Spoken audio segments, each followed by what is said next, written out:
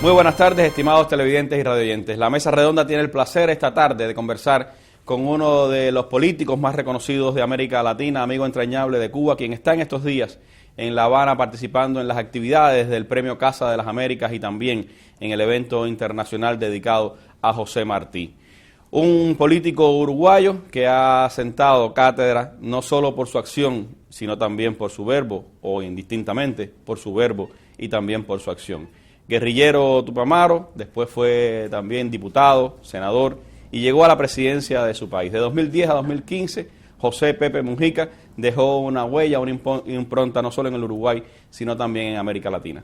Bienvenido, Pepe, a nuestra Mesa Redonda y le propongo que comparta con nuestros televidentes y radioyentes pues, sus experiencias, también sus visiones en los próximos 50 minutos de programa. Muchas gracias y para mí es un placer y un honor volcar alguna reflexión para este pueblo al que me unen viejos afectos, viejas tradiciones. Si nos tocó ser presidente no tiene mucha importancia. Lo que tiene importancia es lo de mañana y lo de pasado. Bueno, de ese pasado, pero también de mañana y de pasado, le propongo que hablemos acá en nuestra Mesa Redonda de hoy. Los invito a ustedes a que nos acompañen en los próximos 50 minutos del programa.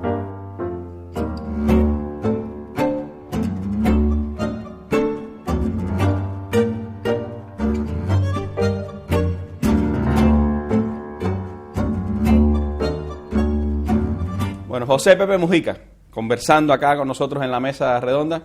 Como decía él, no importa mucho lo que fue de presidente, pero de todas formas se le extraña en los cónclaves latinoamericanos.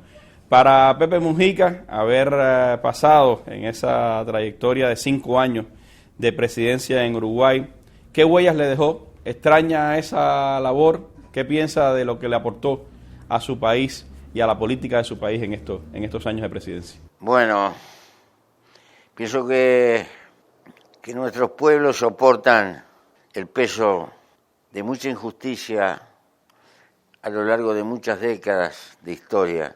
Y cuando llegamos, avanzamos con un montón de esperanza y de deseo y logramos algunas cosas y muchas otras nos quedan en el tintero a cuenta de mayor. Creo que nunca se triunfa totalmente, apenas se suben en algunos escalones y hay que entender, hay que tener humildad estratégica. Por eso entiendo que los esfuerzos tienen que ser colectivos, intergeneracionales y de largo plazo.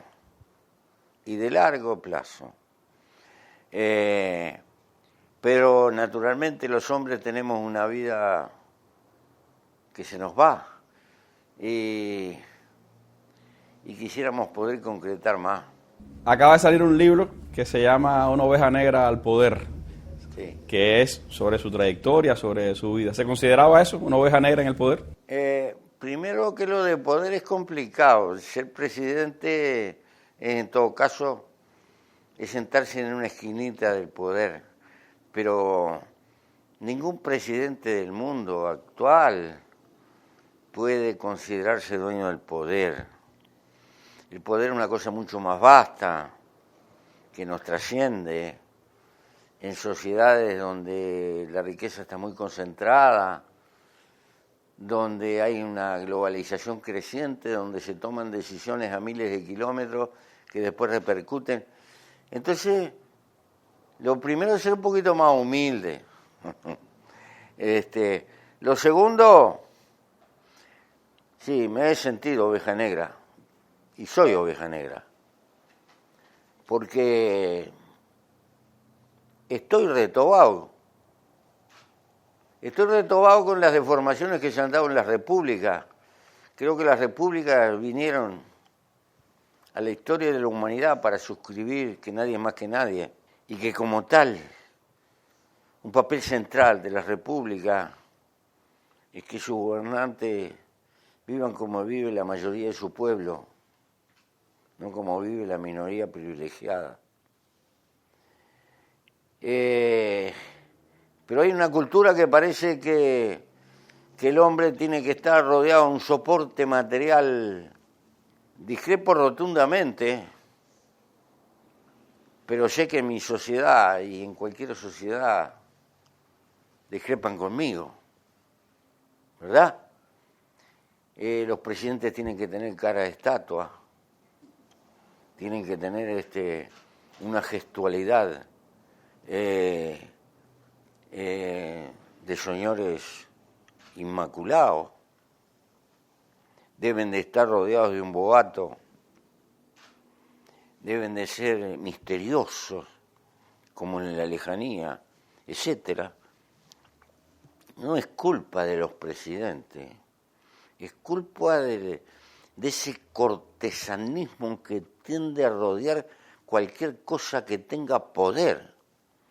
Hay como una especie de íncita adulonería en las sociedades hacia el poder, y eso es un resabio cultural de las sociedades monárquicas y feudales que se nos cuelan adentro de la república, alfombra roja, en fin, toda aquella maqueta de los señores feudales cuando cruzaban el puente, que salían de cacería y se formaban sus vasallos, quedan como resabios culturales metidos adentro de la república. Y yo estoy peleado con todo eso. ¿Se siente entonces mejor, con menos protocolo? Sí, ahora sí. como senador. Odio el protocolo. Y ahora como senador, ¿se siente más libre, más para luchar? Y sé que choco. Entonces, bueno, hay un choque cultural con la gente. Pero yo estoy al final de mi tranco, con 80 años.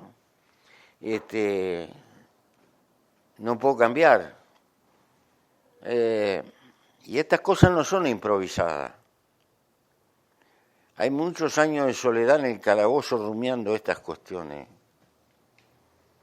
Yo también fui un joven presuntuoso. Yo también me puse traje y me puse corbata de moñita y zapatos finos. Y tuve todo eso. Y respeto la chifladura de cualquiera. Jamás se me ocurriría ponerme a reglamentar la ropa que se tiene que poner la gente, si quiere tener corbata, no tener corbata, pollera corta, pollera larga. Me parece que eso es increíble que se pueda discutir hoy. Pero bueno, parece que en este mundo te tienen que poner una etiqueta, todavía te ponen ceremonia que hay que ir vestido formalmente. Todavía te ponen eso en este mundo. Ahora, Pepe, usted rompió todas las etiquetas. Sí. Usted tuvo una formación familiar que lo llevó a militar en un partido de centro-derecha. Y después fue guerrillero de Tupamaro, después político de izquierda en el Congreso y llegó a presidente de Uruguay desde la izquierda. ¿Qué provocó ese giro de la formación familiar a buscar otras maneras, otras formas de hacer política, de cambiar al país?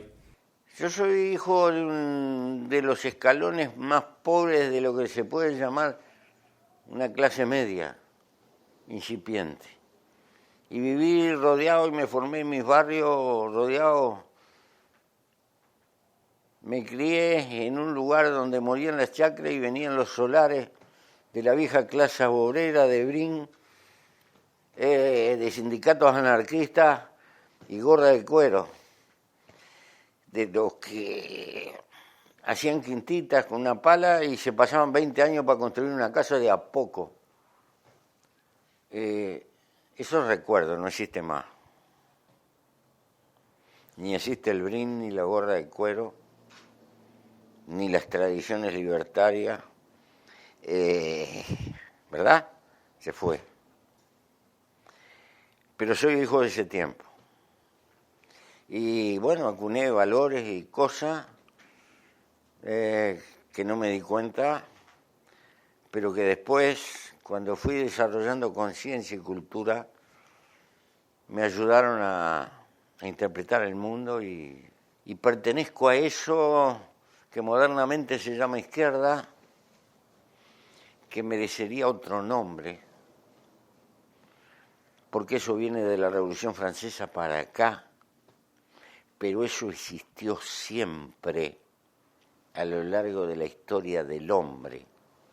la actitud solidaria, cooperante con el género humano, que no es un invento moderno, es el gestor del esfuerzo civilizatorio, porque la civilización es solidaridad intergeneracional. Todas las cosas que han sido adelantos sociales de nuestra vida, en algún momento fueron banderas casi insurreccionales de algunos locos sueltos, desde la ley de 8 horas a las jubilaciones, etcétera, etcétera. Después se incorporaron, y se incorporaron de tal manera que aún cuando vinieron regímenes conservadores, ya no los pudieron echar para atrás, quedaron como escalones de adelanto humano. Esa es la eterna lucha del hombre por el progreso. En esa lucha, usted decía que ha quedado atrás una época y estamos en otra. Sin embargo, usted, siendo de una época que no es la era digital, fue un impulsor en su país del uso de las tecnologías, de las comunicaciones. Lo que pasa es que ese es el mundo que viene. Ajá. Entonces, ¿eso qué implica? Pensando en un político, pensando en un gobernante, ¿qué es lo más importante? ¿La experiencia o la cultura acumulada?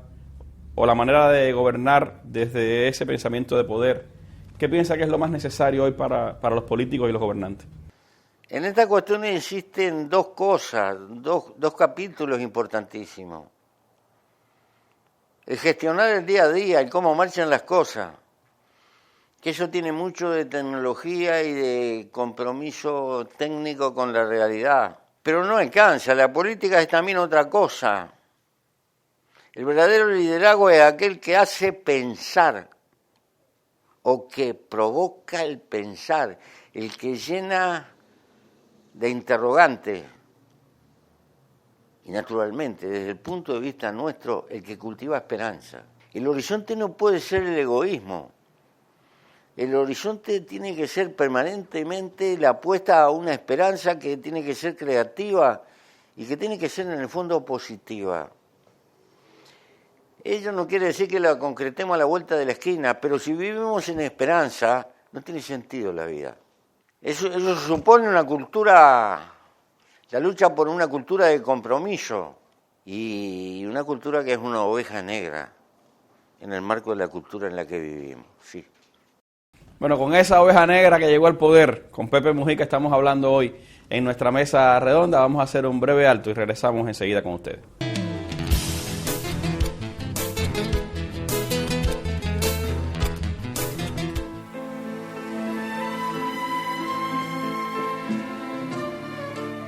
Si la unidad dentro de las naciones es fructífera y es la que permite a los pueblos defender su derecho, ¿por qué no ha de ser más fructífera todavía la unidad de naciones que tenemos los mismos sentimientos, los mismos intereses, la misma raza, el mismo idioma, la misma sensibilidad y la misma aspiración humana? 23 de enero de 1959.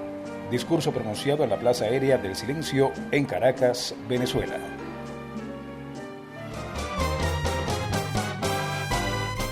Mujica, vivimos momentos sin duda importantes para América Latina. Venimos de unos 15 años aproximadamente de triunfos continuos de la llamada izquierda, de los procesos progresistas en la región, y cerramos, sin embargo, el 2015 con la victoria de la derecha en Argentina, también la victoria de la derecha en las elecciones parlamentarias en Venezuela. Algunos hablan del fin del ciclo progresista en América Latina. ¿Cómo ve usted esa perspectiva? ¿Es real ese fin del ciclo progresista? ¿Cuáles son, pudiéramos decir, los desafíos que tiene la izquierda en el poder en esta región? Bueno, es probable que lo que yo le diga mucha gente discrepe, pero mi manera de ver la historia humana es un eterno dilema y una lucha continua entre lo que se puede llamar lo conservador, la cara conservadora de la humanidad, y la cara solidaria de tendencia igualitaria que lleva la propia humanidad. ¿Qué quiero transmitir con esto?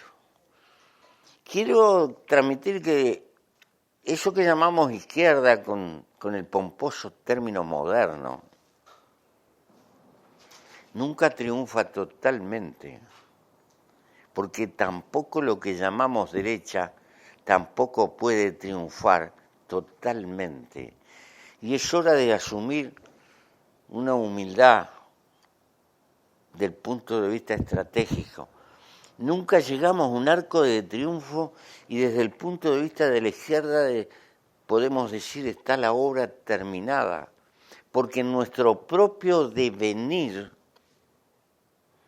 apuntalamos escalones igualitarios, pero de vez en cuando le prendemos vela a lo conservador porque no podemos escapar de la realidad. Voy a poner un ejemplo.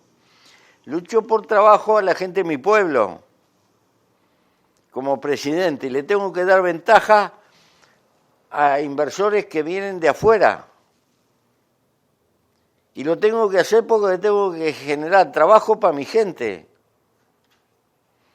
Pero le estoy dando ventaja al que ya tiene muchos recursos económicos, con lo cual estoy ayudando a la concentración de la riqueza. Y de ese círculo infernal no puedo salir así como así, ¿verdad? Hay que ser consciente de estas cosas. Cuando tengo que salir a buscar inversores afuera, porque tengo que invertir para movilizar la economía de mi país, para darle trabajo a mi gente, estoy ayudando al enriquecimiento de gente que ya es rica. Esto es lo que quiero transmitir, que no somos tan fuertes como podemos pensar y tan independientes. Pero a su vez la gente de la derecha, la más conservadora, cuando viene, ¿usted cree Macri será de derecha o no será? ¿Pero cree que acaso va a poder arrasar con ciertas cosas que están en el progreso social instalado en los trabajadores argentinos que se sienten a tomar la siesta? Imposible. Eso está rincaja, inamovible, es de ahí para adelante. Esta es la lucha humana. Nunca triunfamos de nuestro punto, tampoco del otro.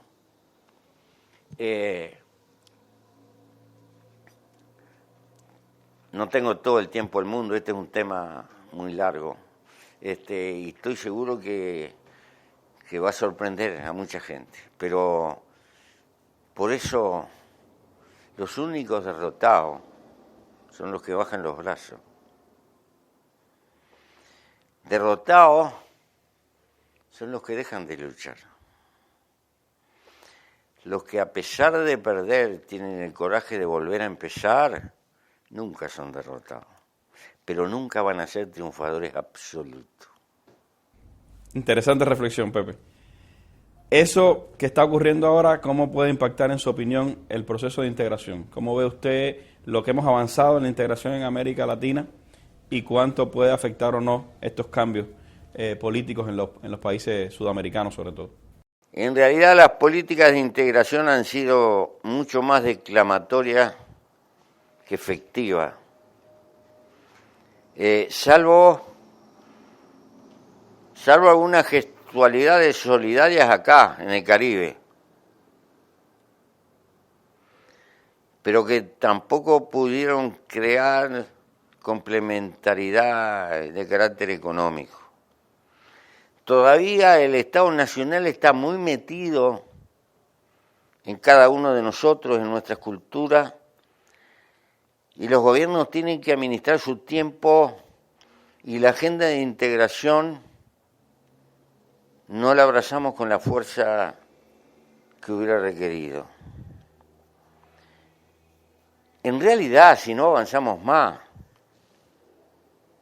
no es por culpa de la derecha, es por impotencia nuestra. Hay que ser autocrítico. Pudimos y debimos de haber avanzado más. Y no lo hicimos. Porque no podemos...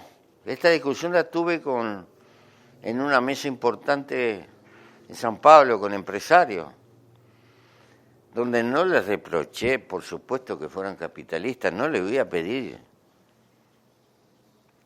a poderosos señores burgueses que sean socialistas. Los que les pedía que no salieran a colonizar, que salieran a buscar aliados.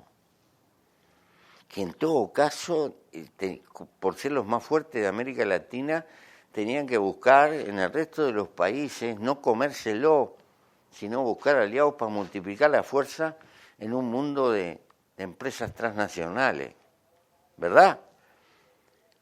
Pero no creo que los empresarios vayan a pelear por la integración, porque su preocupación central es llegar a fin de mes, pagar, tener rentabilidad. Esa es una cuestión de la política. Y la política tiene cortos plazos y tiene respuestas electorales, entonces cada gobierno está preocupado cómo le va en las elecciones que vienen. Y a eso me refiero, que no pudimos trascender el Estado Nacional. Pero aunque hubo fenómenos como Chávez, que soñaban y empujaban el carro mucho más allá, pero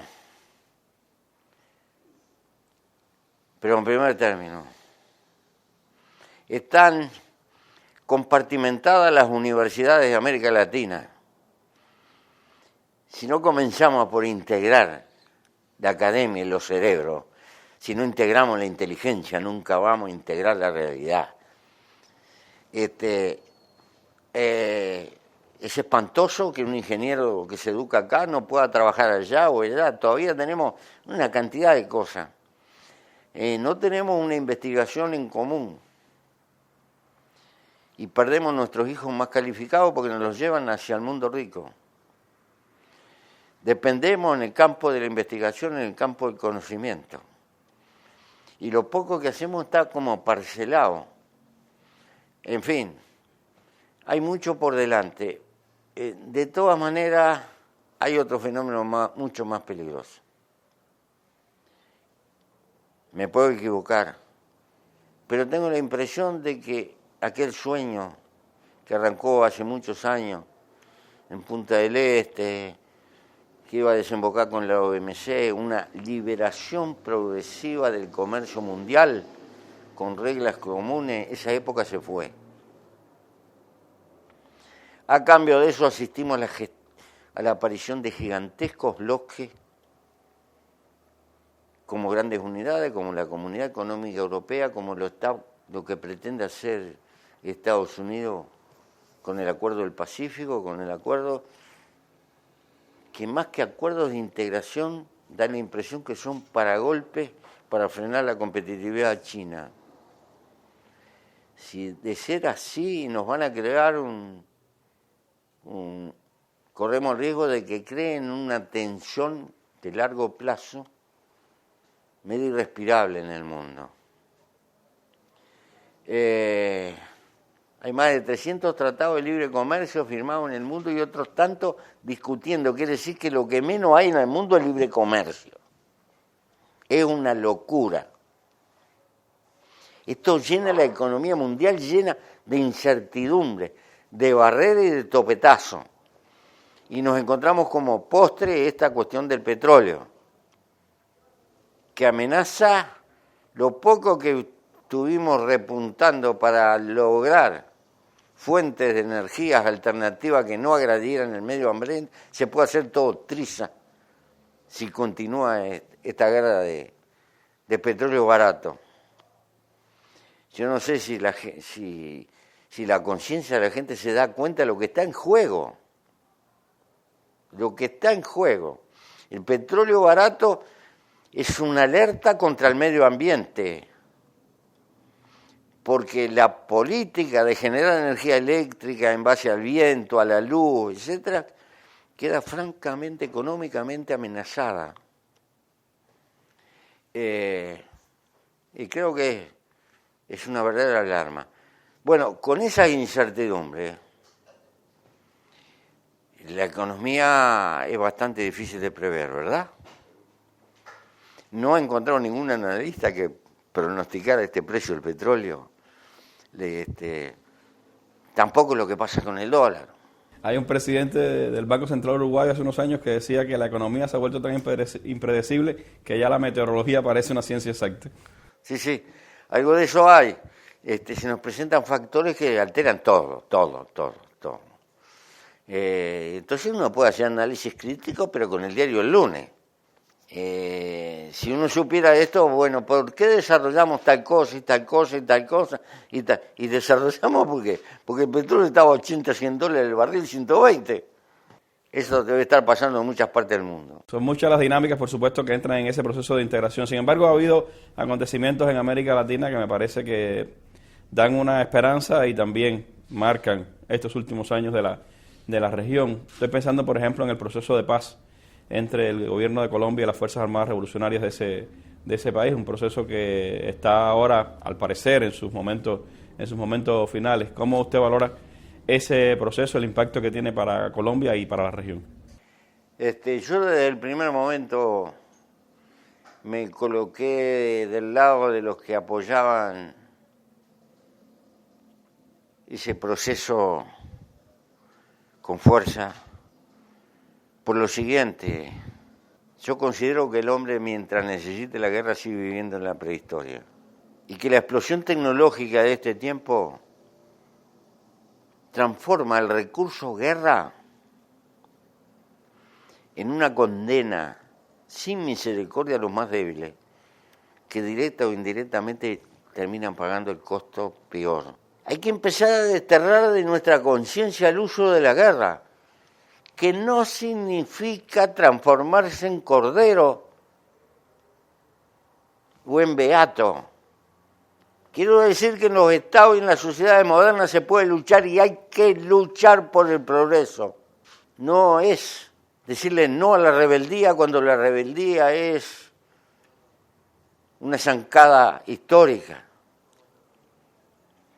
una necesidad del hombre, sino que hay que expresarlo de otra manera,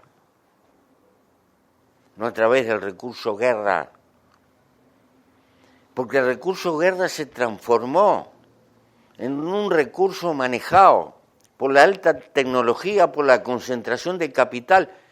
En gran medida también depende de la concentración de la riqueza. Hay que luchar por otros caminos. Y vaya que existe. Y aparece. Y eso requiere una renovación. Por eso, pero además, hay que insistir con esto, con este dato. La humanidad está gastando $2 millones por minuto en presupuesto militar. Semejante despilfarro es el precio que pagamos para no enfrentar problemas lacerantes que el hombre tiene. Semejante masa de recursos nos está diciendo que nunca el hombre tuvo tanto, y que nosotros necesitamos una vuelta de tuerca en nuestra conciencia colectiva, pensar un poco más como interés de especie. Y estamos atolondrados. El problema más central de nuestro tiempo es la impotencia política de administrar el tamaño de los recursos que el hombre tiene hoy. Es una civilización sin dirección. Yo sé que ha habido imperios en el mundo en pila, pero por lo menos siempre tuvieron una dirección. Hoy vivimos una civilización que no tiene dirección, tiene intereses de mercado por delante que la guían.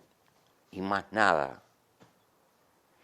Entonces, hay que tomar medidas de carácter planetario por el cambio climático. Ahí andamos balbuceando y no podemos. Tenemos una concentración de la riqueza de carácter escandaloso, pero no le podemos poner impuestos a los ricos. No saben ni lo que van a hacer con la plata que tienen.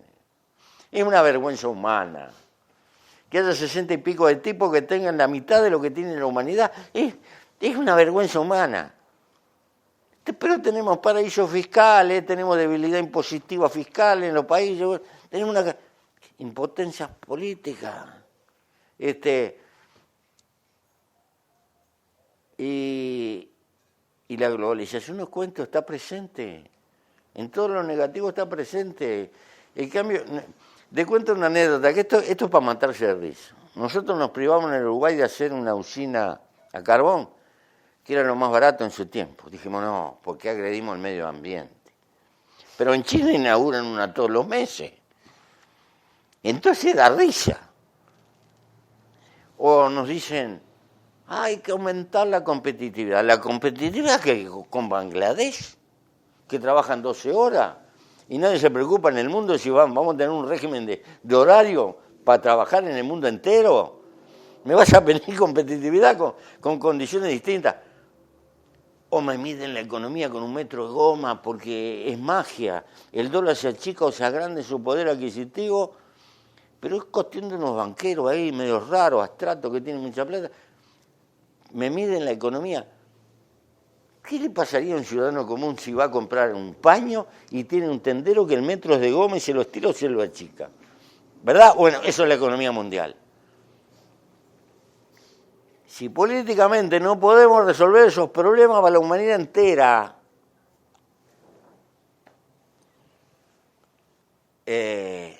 ahí están los verdaderos problemas. El hombre ha llegado a un nivel de carácter civilizatorio que necesita una gobernanza mundial. Eso no puede surgir de otro lugar que no sean acuerdos macroacuerdos políticos, pero alguien tiene que hacerlos cumplir. Ese es el problema que no resolvemos. El gran dilema que no podemos resolver. Y este es el peligro. Este es el peligro. Ahí está la alerta de Pepe Mujica. Cada palabra suya es también pues una enseñanza. Pero hablaba de rebeldía y está en una isla rebelde. Yo les propongo hacer un breve alto para hablar también de Pepe Mujica y Cuba. Acompáñenos en nuestra mesa redonda.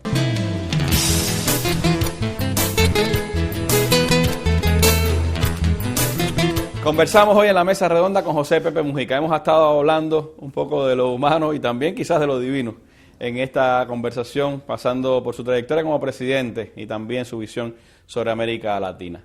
Llegamos ahora a Cuba. La rebeldía de la que él hablaba ha sido parte intrínseca de esta isla. Se viven momentos interesantes, Pepe, desde el 17 de diciembre del 2014, el inicio de un proceso de normalización de relaciones entre Cuba y Estados Unidos. Como latinoamericano, ¿cómo ve este proceso, la impronta que puede dejar también para la relación de Estados Unidos con el resto del continente? Bueno, me parece todo lo que sea posible de distender las tensiones, me parece siempre positivo en cualquier lugar de la Tierra, pero en este caso concreto, era un caso de empecinamiento y suscribe también una de las impotencias del hombre contemporáneo, que está lastimando toda la civilización corriente, y es el no poder convivir con cosas diferentes, no respetar la diversidad, no entender que cada cual tiene derecho a su ser, a sus definiciones, a su enamoramiento, pero que en el mundo hay que aprender a respetar lo que es distinto, porque en definitiva esa es la única garantía de convivir y de paz posible. Si no hay respeto a la diversidad de lo que pueden hacer las naciones, no se puede convivir, es inútil. Se precisa ese respeto para respetar la propia libertad de decisión. Para estar de acuerdo no precisamos libertad. Nos quedamos con la monarquía absoluta, justamente. Entonces, el respeto a esa diversidad me parece una llave de convivencia para la civilización. Es avanzar en el sentido civilizatorio. Ahora, si alguno piensa que la democracia representativa se puede exportar a palo,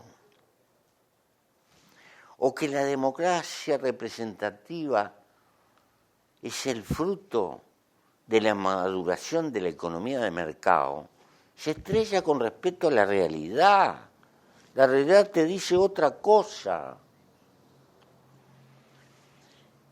Y hay formas de democracia.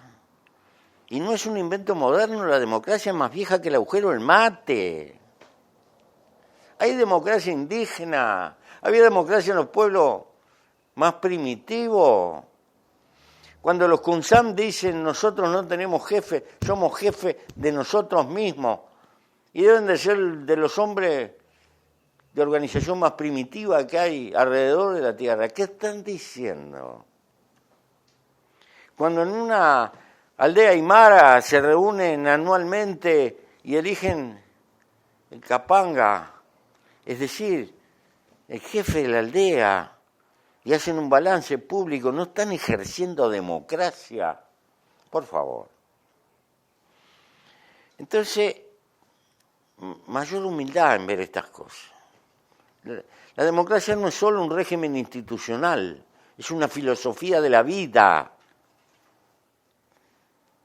Crea instituciones, esas son hijas de la historia, de las fuerzas históricas, pero en realidad es una manera de ver la vida y la convivencia entre los seres humanos.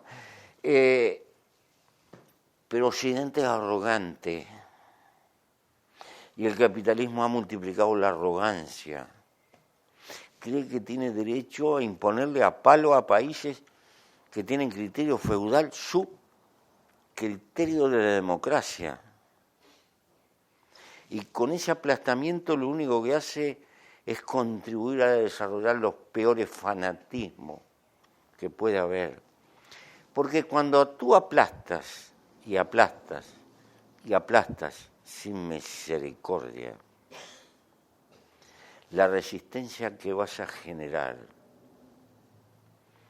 va a estar en proporción en el grado de barbarie de ese propio aplastamiento. El fanatismo se empuja hacia el fanatismo cuando no existe la tolerancia y cuando la única respuesta es el aplastamiento. ¿Por qué? Porque el espíritu de resistencia existe siempre y va a existir. Decía Napoleón, cuando tengo una fortaleza sitiada, hablando en términos tácticos, en general lo que más conviene es dejarle una ruta de escape. Yo no sé si los afganos tenían un régimen feudal o no feudal. Probablemente los señores de la guerra son la expresión de su origen, de su estado. Su estado civilizatorio es eso. Pero si le quiero pasar por esa realidad por arriba, engendra un caos peor que lo que había. Hay que apostar a que la cultura y la civilización vayan contagiando y generando sus realidades. Pero lo que necesita del garrote para imponerse ya no es tan democracia. Eso antiguamente se llamaba imperialismo. Modernamente se le puede cambiar. Siempre las causas siniestras tuvieron nombres santificables. Decía Valdivia, nos ganaremos el cielo a lanzadas y cuchilladas cuando entró en Chile, ¿verdad? Bueno, pero me parece que es un recurso que termina haciéndole al hombre en su historia más mal que bien. Usted hablaba de resistencia. Yo creo que una de las cosas que más emparenta a uruguayos y cubanos es precisamente la resistencia de dos países pequeños con vecinos poderosos.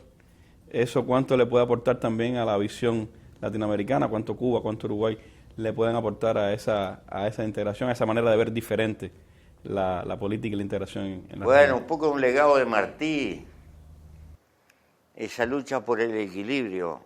Martí, que le tocó vivir un tiempo y una vida en un momento histórico donde que parecía que el peso norteamericano se volcaba sobre las Antillas, que todavía no terminaban de emerger de su independencia. Tenían pendiente la independencia con España, pero se les venía toda la sensación de que se les venía el monstruo arriba, ¿verdad? Le tocó vivir ese tiempo ambivalente y se dio cuenta que el respaldo para el intento de naciones que emergían y que arrancaban tenían que buscarlo en la colectividad latinoamericana o aún en otros intereses. Martí pensaba en la relación de Argentina con Gran Bretaña y creía que estaba siendo beneficiosa, pero en realidad necesitaba un equilibrio. Lo fue a buscar a México, ¿verdad? Y Porfirio Díaz no se lo pudo dar abiertamente porque tenía, pero puso plata. Tal vez estableció algo que sería el rumbo de México, ¿no? Siempre México estuvo, con limitaciones, pero estuvo. Ello quiere decir que un país pequeño tiene que pensar mucho en los equilibrios regionales y los equilibrios en el mundo. Y eso tiene escala. Yo diría, aquella parte del sur, lo que se llama Mercosur, y algunos vecinos más, ya no pueden históricamente renunciar al comercio con China. Es imposible. Fuimos a golpear las puertas de Europa para encontrar un platillo alternativo. Europa todavía no ha terminado de hacer su propia digestión. Y está vieja. Europa está vieja, está envejecida en la cabeza de sus liderazgos. Y no me refiero a los liderazgos de izquierda, digo liderazgo. Cuando miro en la derecha, no puedo encontrar una cabeza como la de Adenauer o la de Gaulle. No sé qué le pasa a Europa, pero sí se siente eso en el mundo. Y Europa no se ha dado cuenta que por tradición, por cultura, no por distancia geográfica, pero por cultura, teníamos mucha herencia europea. Estados Unidos concurrente. ¿Para dónde miramos? Porque lo de China rincaja hasta ahí. Nosotros no creemos que la República Popular China es un santuario de santos. No es eso lo que estamos diciendo. Lo que estamos diciendo es que por su peso y sus necesidades económicas tienen una relación económica de carácter determinante con la última reserva de alimento importante que le queda a la humanidad, que se llama Mercosur. Estamos hablando de eso. Y que eso es importantísimo para nuestro intercambio. Pero es malo la dependencia de un solo centro en el mundo. Pero los otros parece que no se dan cuenta. Leyendo la reseña del libro Una oveja negra al poder, que ojalá me lo pueda leer, estoy tratando de buscarlo, pero leyendo la reseña decían los periodistas, autores de esa larga entrevista de muchos años, que usted había sostenido varios encuentros con el Che Guevara. ¿Es ciertamente así? ¿Qué recuerda de esos encuentros con el Che? Varios no, pero algunos sí. Sí, el primero fue acá, en el Teatro Chaplin. Me parece verlo con el pantalón medio arrollado de un lado.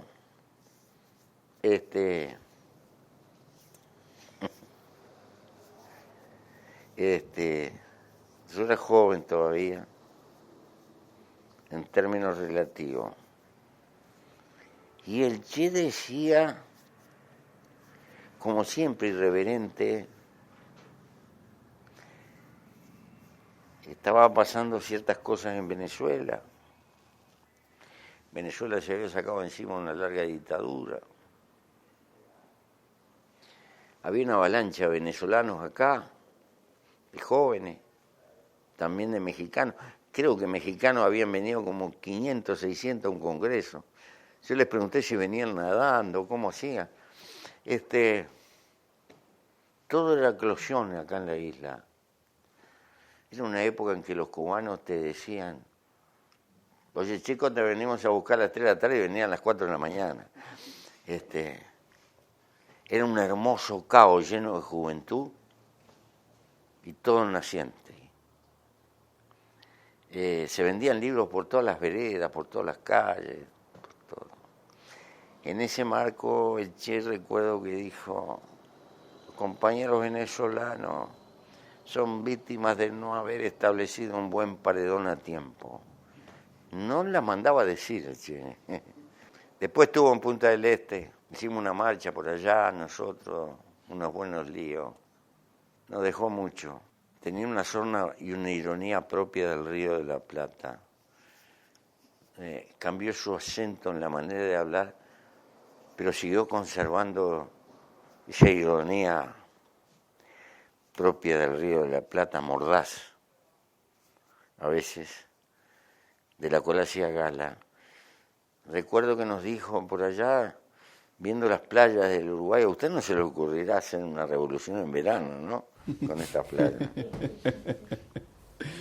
Usted acaba de llegar así, risueño y con tan buen semblante a los 80 años, Pepe. Fidel Castro está llegando a los 90, este 2016. ¿Cómo ve en la historia la figura de Fidel Castro? No, Fidel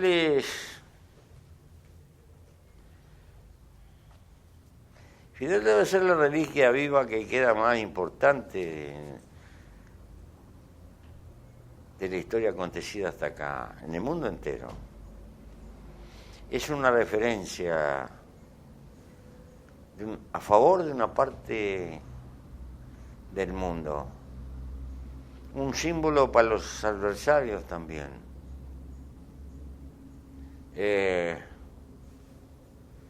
Pero una figura que gratifica con el género humano. Bueno, son reflexiones de José Pepe Mujica. Les propongo hacer un último alto para regresar hablando de el Pepe Mujica de hoy, cómo se ve a los 80 años.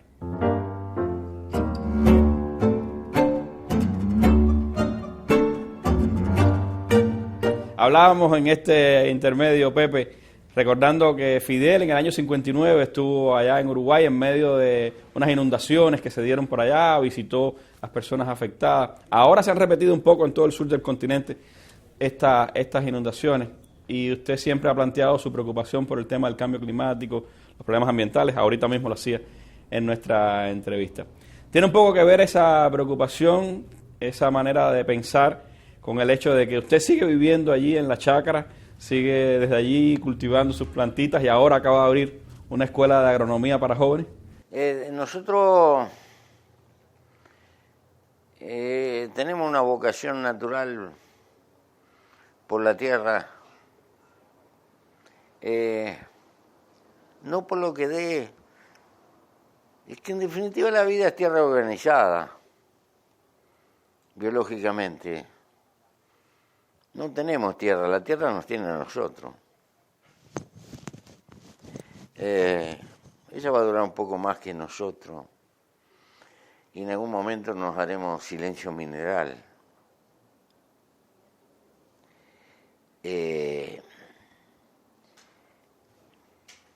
Aunque me estoy acercando a la tumba, no tengo creencia religiosa. En todo caso, si la tengo, adoro la naturaleza. Entonces, me preguntan, por ejemplo, en el Uruguay es tiempo de vacaciones, se van a los balnearios.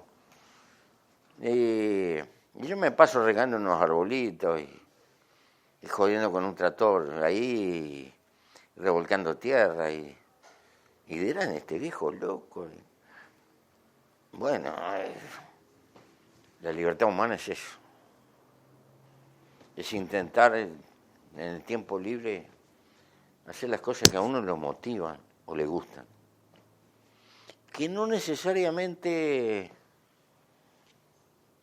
son las más redituables, ni nada por el estilo, son las que dan más goce interior en nuestras naturales inclinaciones.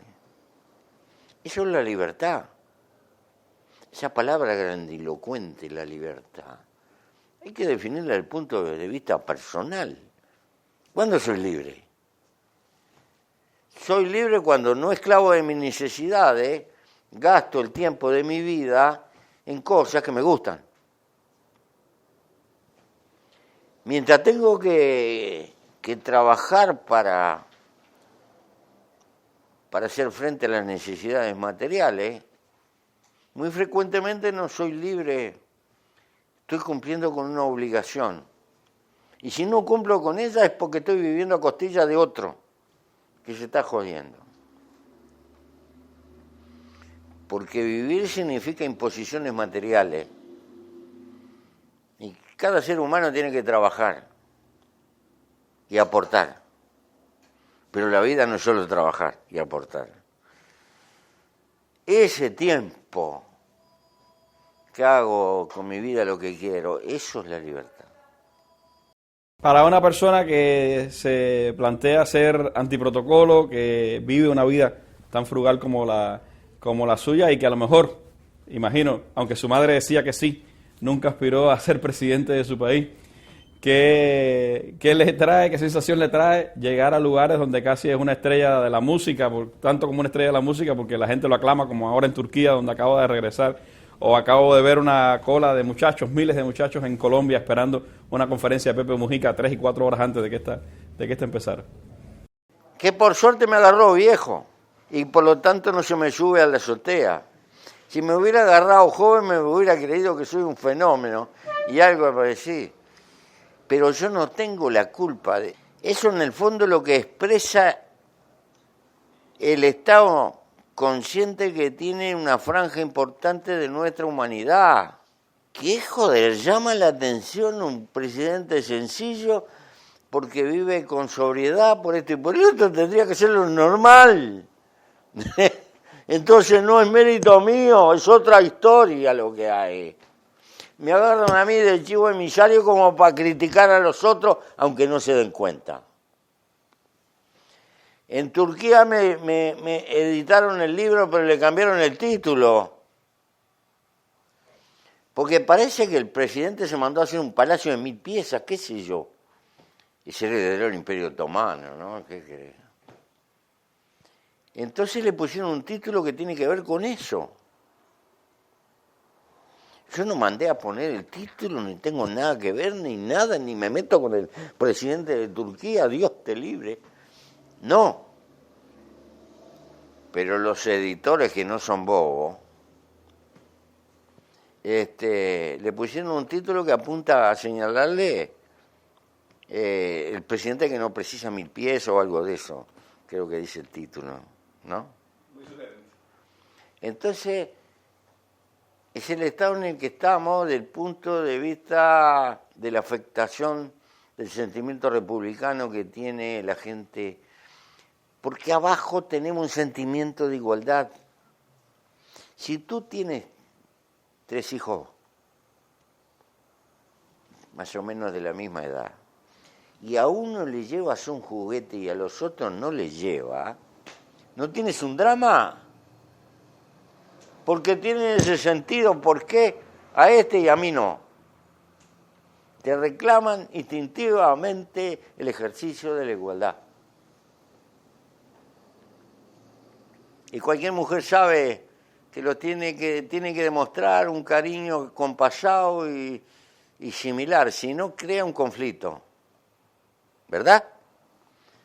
Bueno, ¿qué creen? Que a lo largo de la historia y de la vida desterramos ese sentimiento de igualdad. Esto es la base de muchísimas frustraciones.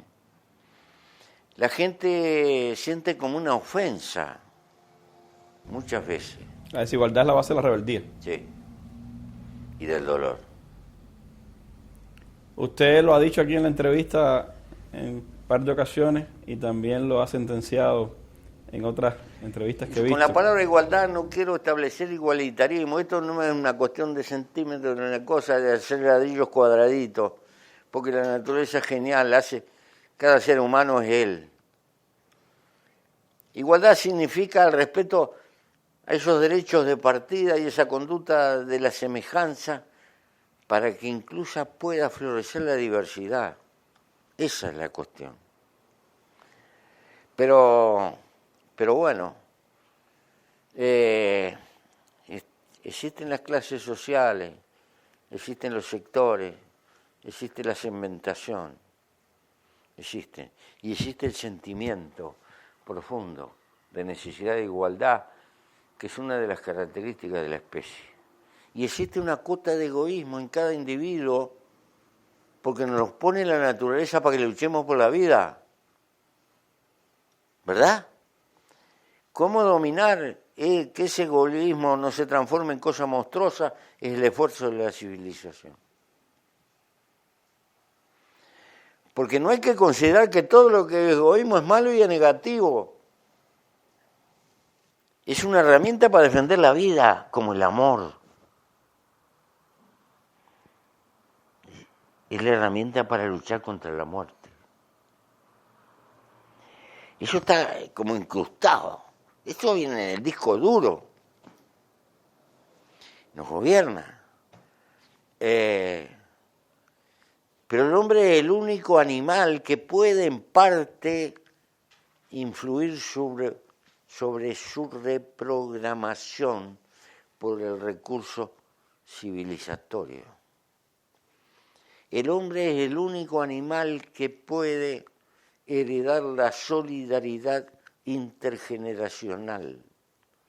Es maravilloso.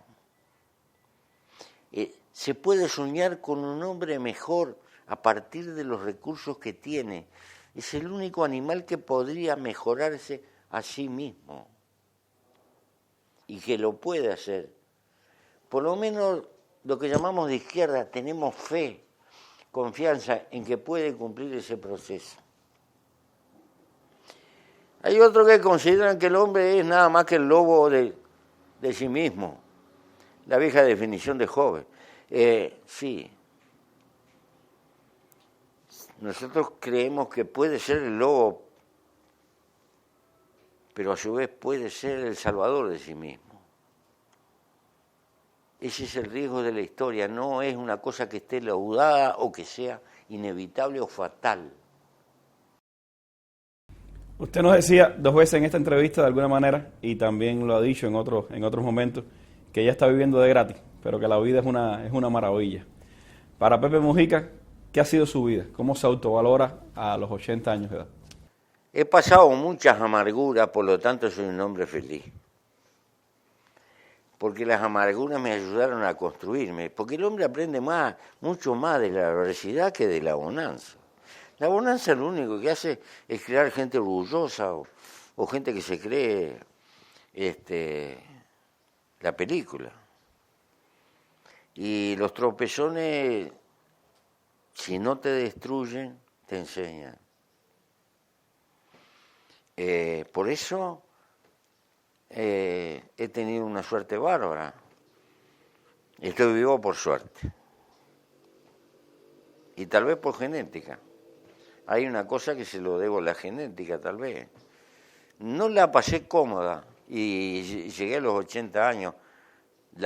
Realmente la vida ha sido generosa, muy generosa. Y mi pueblo es fantástico, es fantástico. Bueno, generoso ha sido usted, concediéndonos esta entrevista. Casi acabado de llegar a La Habana, en medio de tanto ajetreo también de programa que va a tener acá en nuestra capital. Y por supuesto que para la Mesa Redonda ha sido un placer conversar con usted, porque más que una entrevista, escuchar la experiencia, oír la visión de un hombre que no solo ha sido consecuente con sus ideas, sino que también ha sabido transmitirlas con dulzura, con sapiencia, pero también con un verbo y una palabra que cautiva. Los cubanos tienen muchísimos admiradores y creo que van a agradecernos también haber podido compartir en esta Mesa Redonda con usted. Así que muchas gracias por haber estado con nosotros y que siga teniendo mucha salud y mucha vida Pepe Mujica. Muchas gracias y muchas gracias al pueblo cubano por lo mucho que nos ha dado a los latinoamericanos en general. Gracias, Pepe.